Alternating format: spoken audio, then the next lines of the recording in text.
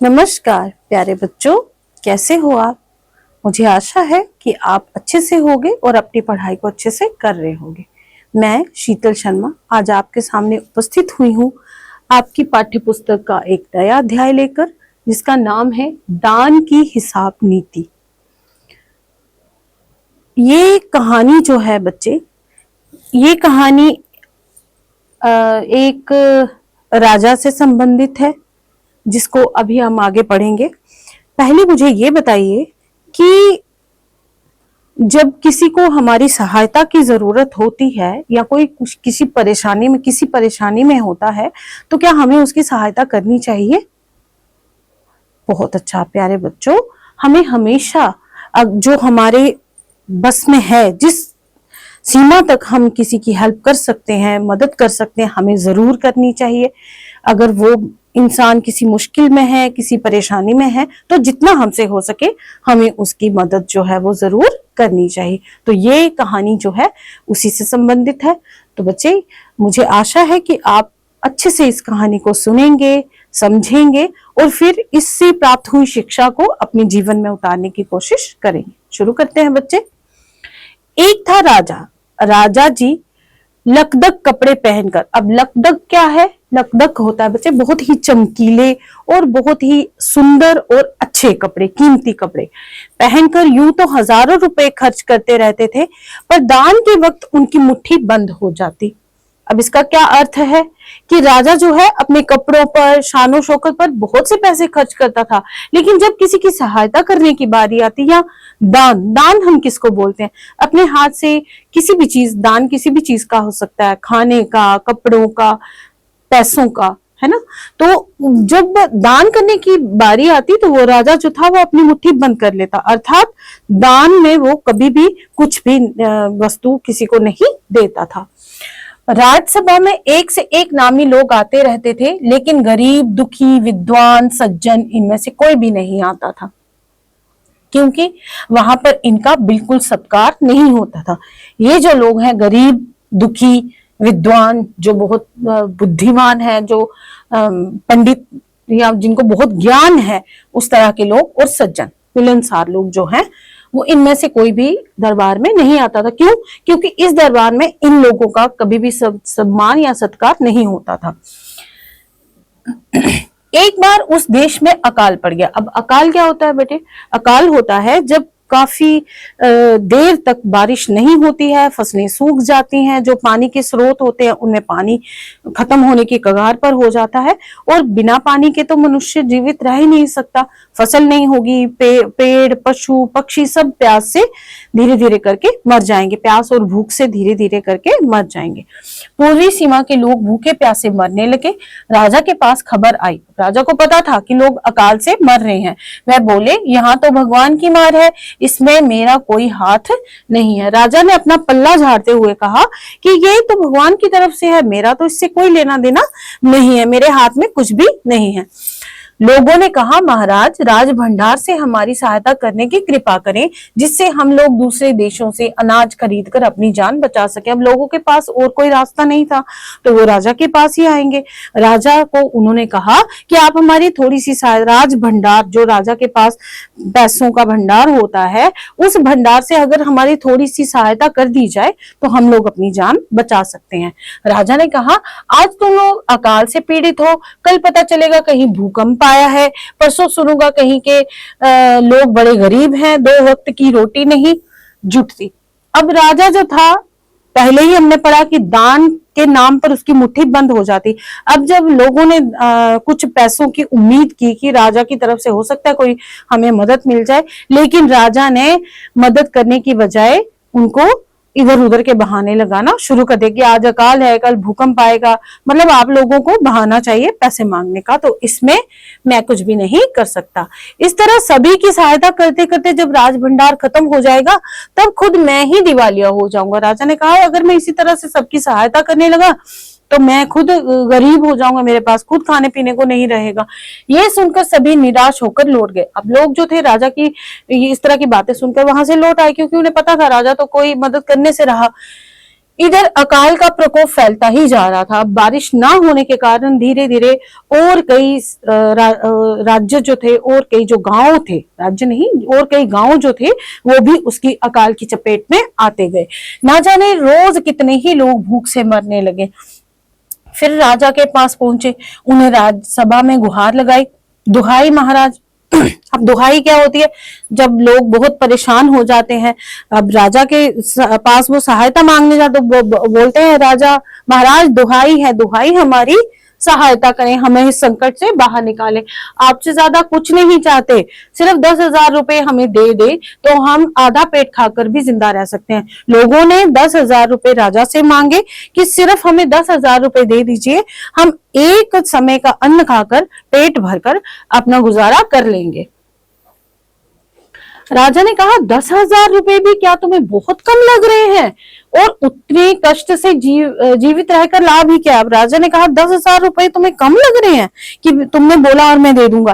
तो अगर तुम इतने ही कष्ट में जीवित रह रहे हो तो जीवित रहने का कोई लाभ ही नहीं है, कोई महत्व नहीं है।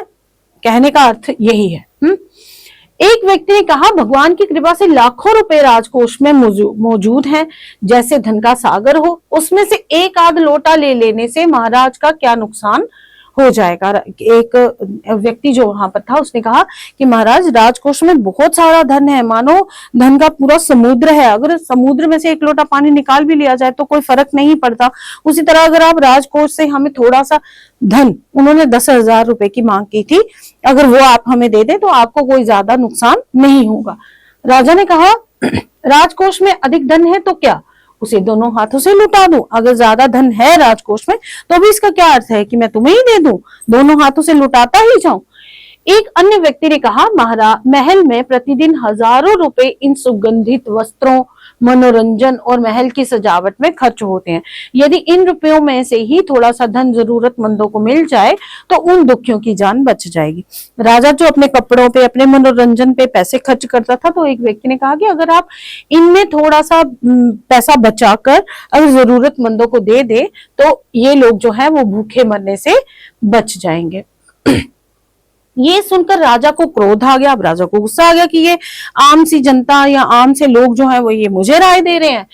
वह गुस्से से बोला खुद भिखारी होकर मुझे उपदेश दे रहे हो, मेरा रुपया है, मैं चाहे उसे उबाल कर खाऊं चाहे तल कर, मेरी मर्जी। अब राजा जो था वो थोड़ा सा गुस्से में आ गया, अहंकार भी था उसको। उसने कहा मेरा पैसा है, मैं जो मर्जी करूं, लेकिन मैं तुम्हें नहीं दूंगा। अगर इसी तरह बकवास करोगे तो मुश्किल में पड़ जाओगे, इसलिए इसी वक्त तुम चुपचाप यहाँ से खिसक जाओ। अब गरीब लोग जो थे उनके पास, बेचारों के पास और कोई तो चारा था नहीं राजा के पास जाने के सिवाय। अब राजा से भी उनको सहायता ना मिली तो वो लोग वहां से चुपचाप चले गए। राजा का क्रोध देखकर लोग वहां से चले गए। राजा हंसते हुए बोला छोटा मुंह बड़ी बात, अगर 100-200 रुपए होते तो एक बार सोच भी सकता था, पहरेदारों की खुराक 2-4 दिन कम कर देता और ये रकम पूरी भी हो जाती, मगर 100-200 से इन लोगों का पेट नहीं भरेगा। एकदम 1000 मांग बैठे, छोटे लोगों के कारण नाक में दम हो गया है। राजा चिढ़ गया था। उसने कहा कि अगर 100-200 रुपए मांग भी लेते तो मैं पहरेदारों का भोजन पानी जो था वो कम कर देता, तो वहां से वो पैसे पूरे हो जाते। लेकिन इन्होंने 100-200 नहीं, एकदम से 1000 रुपया, हजार की रकम जो है वो मांग ली है, तो ये देना मैं नहीं दे सकता, यही उसका अर्थ हुआ, है ना। ये सुनकर वहां उपस्थित लोग हाँ हूं कहकर रह गए। अब जो राजा के खिलाफ तो कोई जा नहीं सकता था, तो वो उसकी हाँ में हाँ मिलाते गए। मगर मन ही मन उन्होंने भी सोचा राजा ने ये ठीक नहीं किया है, जरूरतमंदों की सहायता करना तो राजा का कर्तव्य है। राजा जो है उसका पहला कर्तव्य होता है अपनी प्रजा का पालन पोषण करना, अपनी प्रजा का कठिनाई के समय में सहायता करना और उनके काम आना। लेकिन ये राजा, इसको ऐशो आराम से ही मतलब था, प्रजा से कोई मतलब नहीं था। अब वो ये बात तो वो लोग भी जानते थे, लेकिन राजा के खिलाफ कौन बोल सकता है। 2 दिन बाद ना जाने कहां से एक बूढ़ा सन्यासी राजसभा में आया। अब देखो ये बहुत आगे जो होने वाला है उसको ध्यान से सुनना।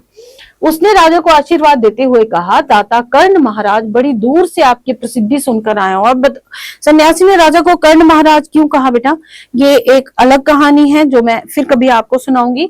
अब राजा कर्ण जैसा दानी आज तक कोई नहीं हुआ, तो राजा ने सन्यासी ने राजा को कर्ण की उपाधि दी है कि जिसने आज तक जिससे बड़ा दानी कोई नहीं हुआ है। आपकी प्रसिद्धि सुनकर आया हूं, सन्यासी की इच्छा भी पूरी कर दे। अब वो राजा को थोड़ा सा अपनी बातों में उलझाने लगा कि आप महाराजा कर्ण जैसे राजा कर्ण हो, आप जैसा दानी कोई नहीं है, मैंने आपकी बहुत दूर दूर तक वो सुनी है, प्रसिद्धि सुनी है, तो मुझे सन्यासी की भी इच्छा पूरी कर दो, है ना। अपनी प्रशंसा सुनकर राजा बोला, जरा पता तो चले तुम्हें क्या चाहिए। अब राजा जो था अपनी प्रशंसा सुनकर और उसमें भाव में आ गया, तो उसने कहा कि मुझे बताइए आपको क्या चाहिए, यदि थोड़ा मांगो तो अब शायद मिल भी जाए। उसने कहा, राजा ने कहा, ज्यादा नहीं, थोड़ा मांगोगे अगर तो शायद तुम्हें मिल भी जाए। सन्यासी ने कहा, मैं तो सन्यासी हूं, मैं अधिक धन का क्या करूंगा, मैं राजकोष से 20 दिन तक बहुत मामूली भिक्षा प्रतिदिन लेना चाहता हूं।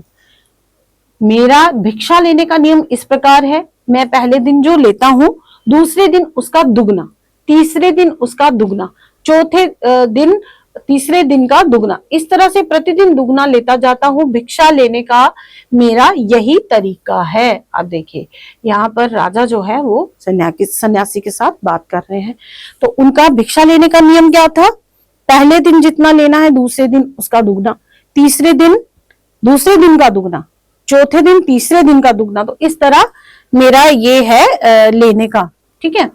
राजा बोला, तरीका तो समझ गया, मगर पहले दिन कितना लेंगे, यही असली बात है। अब राजा को लगा कि पहले दिन कितना मांगता है, ये उसी चीज पर आगे जाएगा कि अगले दिन कितना देना है और उससे अगले दिन कितना। 2-4 रुपयों से पेट भर जाए तो अच्छी बात है, मगर एकदम से 20-50 मांगने लगे तब तो 20 दिन में काफी बड़ी रकम हो जाएगी। राजा ने भी थोड़ा सा अपना दिमाग लगाया कि अगर थोड़ी सी रकम मांगोगे, 1-2-4 रुपए मांगोगे तो शायद मैं सोचूं, लेकिन अगर पहले ही दिन तुमने 20-30 रुपए मांग लिए, 20-50 रुपए मांग लिए तो थोड़ा मुश्किल हो जाएगा। सन्यासी ने हंसते हुए कहा, महाराज मैं लोभी नहीं हूं, मैं लालची नहीं हूं, आज मुझे 1 रुपया दीजिए, फिर 20 दिन तक दुगने करके देते रहने का हुक्म दे दीजिए, है ना। सरलता से, बहुत ही आसानी से सन्यासी ने अपनी बात को रखा। ये सुनकर महाराज, मंत्री और दरबारी सभी की जान में जान आई। अब उनको क्या लगा कि शुक्र है इसने ज्यादा पैसे नहीं मांगे, पहले दिन इसने 1 रुपया ही मांगा है। राजा ने हुक्म दिया कि सन्यासी से कहे अनुसार 20 दिन तक राजकोष से उन्हें भिक्षा दी जाती रहे। सन्यासी राजा की जय जयकार करते हुए घर लौट गया। अब सन्यासी जो था वो तो अपना काम करके चला गया, है ना। अब आगे देखो क्या होता है। राजा के आदेश के अनुसार राज भंडारी प्रतिदिन हिसाब करके सन्यासी को भिक्षा देने लगे। पहले दिन 1 रुपया, दूसरे दिन 2, तीसरे दिन 4, इस तरह से बढ़ते हुए।